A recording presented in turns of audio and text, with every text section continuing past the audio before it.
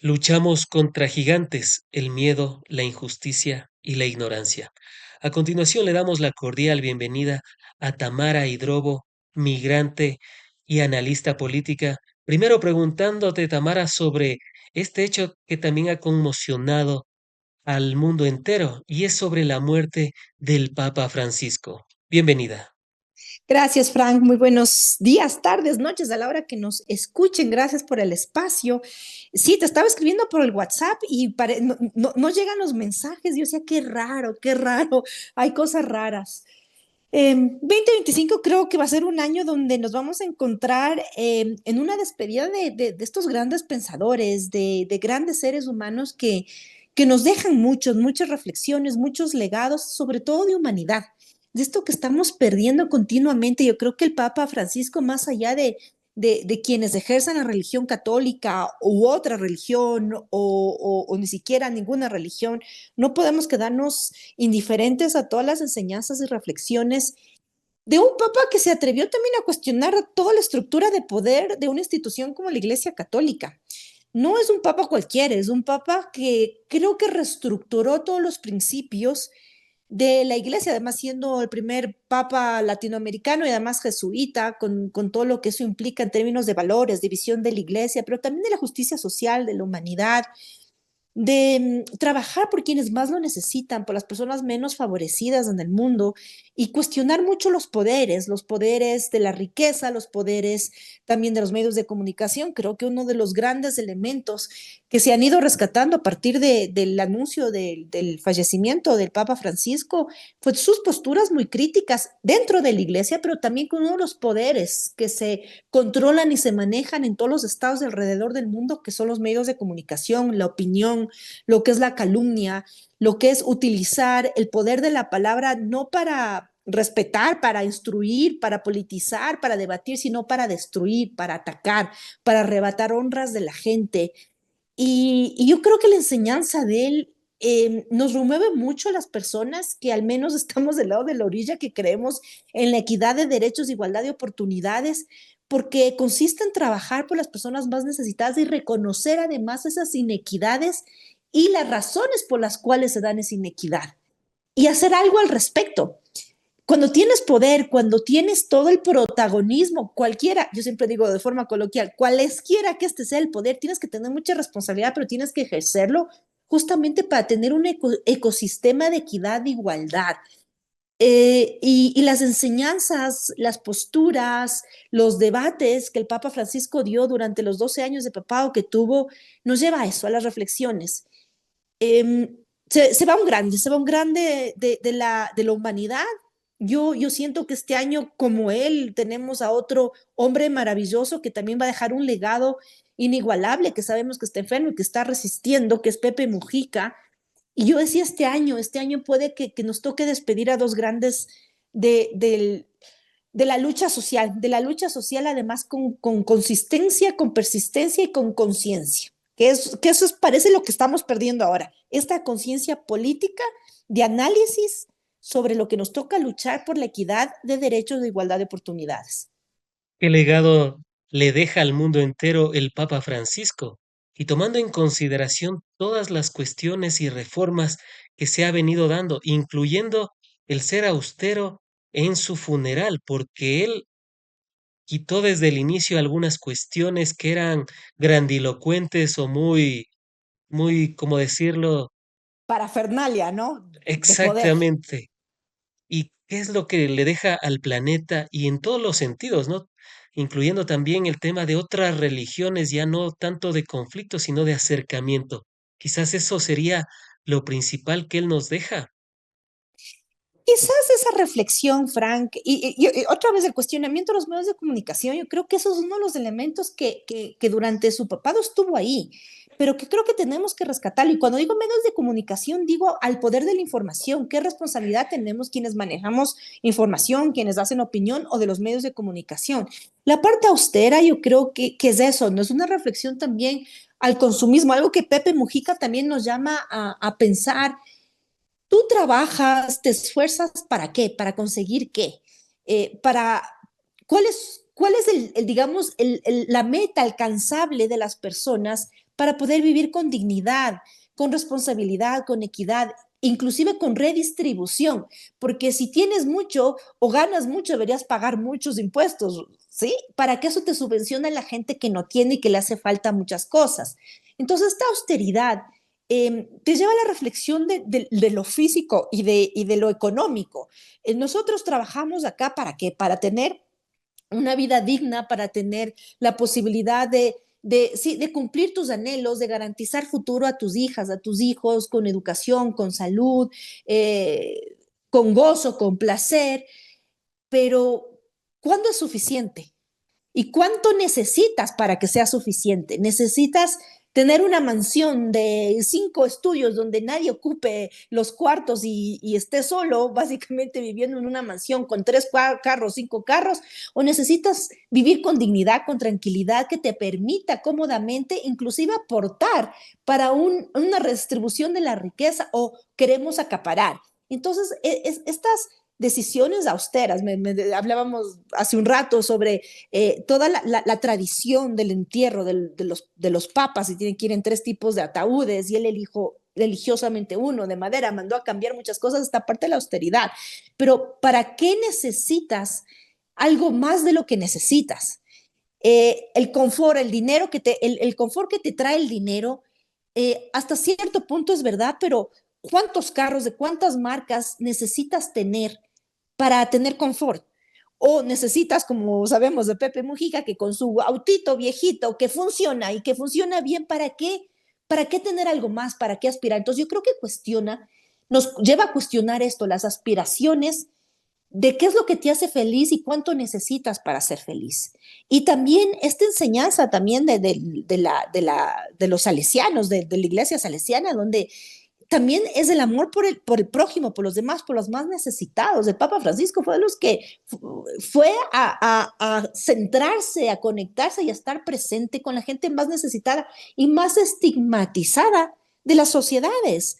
Personas presas, personas prostituidas, personas usando drogas, el lumpen de una sociedad que siempre pretende estar escondida, ahogada y hecha a un lado como que no existiera, mientras toda la parafernaria de dinero, de poder avalarte por las cosas que tienes es lo que sirve y funciona ahora. Y ese es Se el podría legado. Yo decir creo que que, se podría decir también el combate a las desigualdades sociales, se podría decir también esta tónica al ser el primer papa latinoamericano, dicho sea de paso, en 1300 años de la fundación de la Iglesia Católica y todas estas cuestiones que ha venido teniendo una de las principales religiones a nivel mundial, incluyendo también este sentido de la izquierda, porque él se le ha visto muy cercano hacia los países progresistas de izquierda. Podría decirse que ese también es parte de su legado. por supuesto, a ver, pensemos, ¿cuál fue el primer país de su gira después de haber sido nombrado papa? ¿Cuál fue? Fue el Ecuador. El Claro. Ecuador fue el primer país que él visitó en su visita oficial. ¿Por qué visitó el Ecuador? ¿Qué sucedía en el Ecuador en ese entonces? ¿Y cuál era la cercanía fehaciente, palpable de un papa con una visión salesiana? Bueno, pongámoslo en términos políticos ahora, de unas inclinaciones socialistas de izquierda y no de derecha, porque además la agenda de Papa Francisco dentro de la iglesia fue una agenda claramente progresista, pese a la institucionalidad de la iglesia, pero una con inclinación clara, clarísima a la izquierda y al socialismo. Yo veía ahora en todas estas sí, fotos y cosas a raíz del fallecimiento del Papa, imágenes que te expresan más que las 1000 palabras, ¿no? La postura del Papa Francisco, lo que él irradiaba cuando estaba al lado o en la visita oficial de aquellos gobernantes que eran más cercanos a su ideología versus con las visitas que él tenía que tener, visitas oficiales, porque con una autoridad así tienes que tener esas visitas oficiales. ¿Cuál era esa postura? ¿Qué era lo que irradiaba el Papa Francisco? Y tú ves camaradería, comodidad, sonrisa, y en la otra casi que la obligación a cumplir la parte formal, ¿no? Y todo el protocolo que él tenía que cumplir y que los papas tienen que cumplir.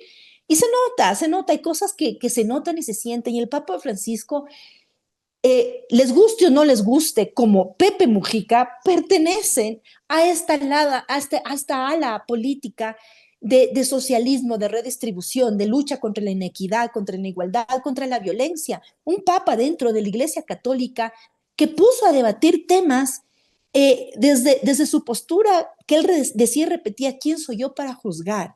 Siendo él el papa, la representación de la Iglesia Católica, él repetía: ¿quién soy yo para juzgar a dos hombres o a dos mujeres, hablando de la homosexualidad, que se quieren y se aman? ¿Quién soy yo para juzgar y decir si eso está bien o está mal, si eso es amor?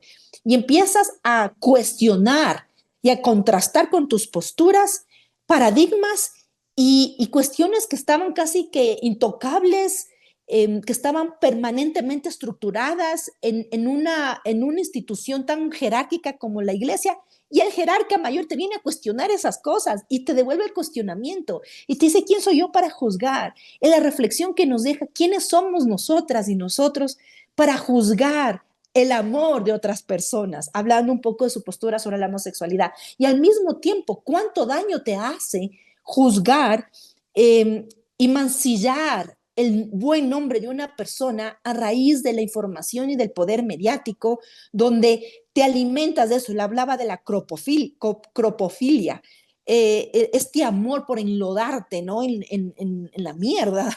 Y él mismo lo decía, para poder sacar réditos económicos, políticos, del ensuciar el buen nombre o calumniar a una persona con algún fin que te permita a ti básicamente seguir ganando dinero y seguir aumentando tus bienes materiales, porque como que no es suficiente lo que yo te decía: el carro, la vivienda, la comodidad, la dignidad, porque tienes que aspirar a algo mucho más alto. ¿Y qué es esa aspiración? ¿A qué nos lleva a ese consumismo? Además, un papa súper ecológico y súper cuestionador con las estructuras de poder y cómo el mundo también se ha llevado a este consumismo. Entonces nos deja unos legados, nos deja unas enseñanzas. Ojalá que todas estas reflexiones que estamos teniendo durante este proceso, que va a ser muy complicado, Frank, nos lleve también a la reflexión, pero sobre todo la inspiración para poder seguir interpelando los espacios, disputando las narrativas y también la política. La política desde una visión socialista, salesiana, de izquierda, versus una ola de extrema derecha, de individualismo, de egoísmo, de cropofilia o cropofilia, y de autodestrucción para acaparar poder, para acaparar riquezas, mientras tenemos estas desigualdades inhumanas. El Papa Francisco nos deja humanidad, y yo creo que nos queda a nosotras y a nosotros aferrarnos de esa humanidad, pero también a politizarla con contenido político, valga la redundancia, esa humanidad. Porque sin esa conciencia social, sin esa estructura política, nos vaciamos y nos quedamos de verdad creyendo que mientras más carros tengas, que mientras más grande sea tu mansión, mejor ser humano o mejor persona eres, cuando hay que revertir todo eso y empezar a hablar de la redistribución, de la equidad y de las desigualdades. Con esta cerramos para ir a los siguientes temas y es en torno a que no se vio tan aprobado por algunas élites económicas, por algunos políticos. Y ahí, Tamara, te preguntaría, ¿qué decir de comentarios como de Milei, que en ciertas ocasiones fue muy despectivo en contra de el Papa Francisco y que ahora él se lamenta por haber perdido a uno de los grandes del mundo entero? ¿Qué decir de esta dualidad? ¿Qué decir de esta, no sé cómo decirlo de una manera, pero ha habido esos detractores del Papa Francisco que antes inclusive le decían hijo de tal, pero que ahora lamentan su muerte? Pura y llana hipocresía, Frank, pura y llana hipocresía. Milei es un pelmazo, no tengo otra palabra para definir a un presidente como él. Y una hipocresía de haber sido capaz de insultar, vilipendiar, no de una confrontación política de argumentos, sino del insulto, del adjetivo, al Papa Francisco por sus posiciones políticas, ¿no? Porque al final la Iglesia Católica me van a decir es una institución religiosa, no, también es una institución política. ¿Qué hace política? ¿Qué hace su religión a raíz de su visión política? Que también tiene que acomodarse y reestructurarse en los desafíos de este mundo. Pero tenemos un contexto global súper complejo donde yo he hablado con amistades y analizando esto, un querido amigo hacía esta analogía, decía, hemos vaciado, ¿no?, de contenido la política y hemos llenado o hemos llegado a un momento donde los líderes políticos llegan al poder político, Milei, Trump, aquí en el Ecuador, Daniel Noboa, sin contenido político. Y cuando digo contenido político es con una ideología clara que te permita comprender. ¿Cómo miras tú el mundo? ¿Cómo consideras y concibes tú la equidad, la inigualdad?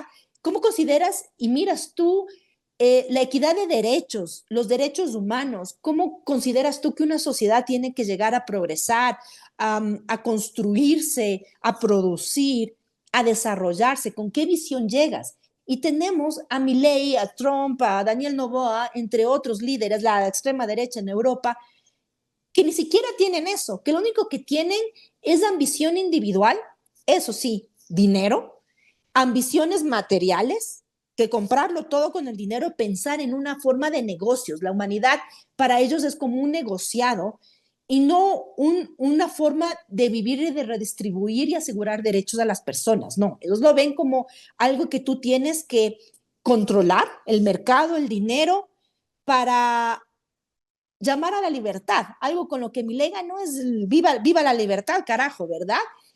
Cuando el Papa Francisco te habla que no puede haber libertad cuando hay hambre, no puedes tener libertad cuando eres discriminado, discriminado, no puede haber libertad cuando tienes guerras, no puede haber libertad cuando estás consumiéndote la tierra, extrayendo minerales y envenenando en ese proceso tu propia tierra, el agua, lo que te da de comer. ¿De qué libertad estamos hablando si no es una libertad atada a las cadenas de quienes nos dicen que es la libertad, atándonos las cadenas de ellos?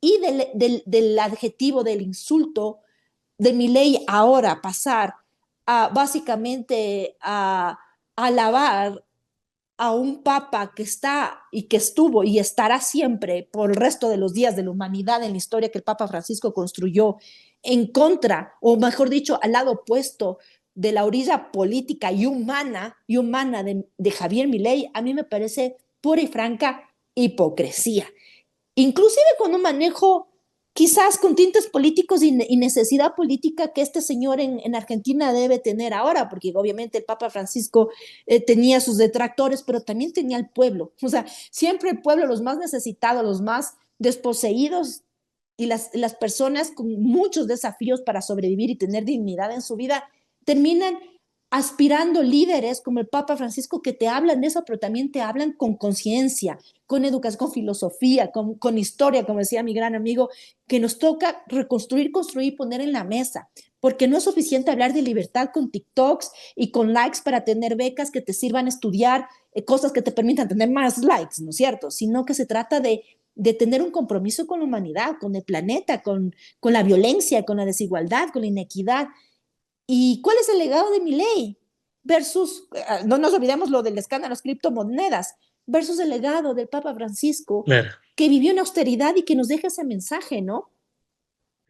han sido las apreciaciones de Tamara Hidrobo en esta primera parte. Antes de ir a la segunda parte, amigas y amigos, recuerden suscribirse al canal, dejar su épico pulgar arriba, ya lo saben, aquí contamos verdades en cantidades industriales y en proporciones monumentales con en retrospectiva.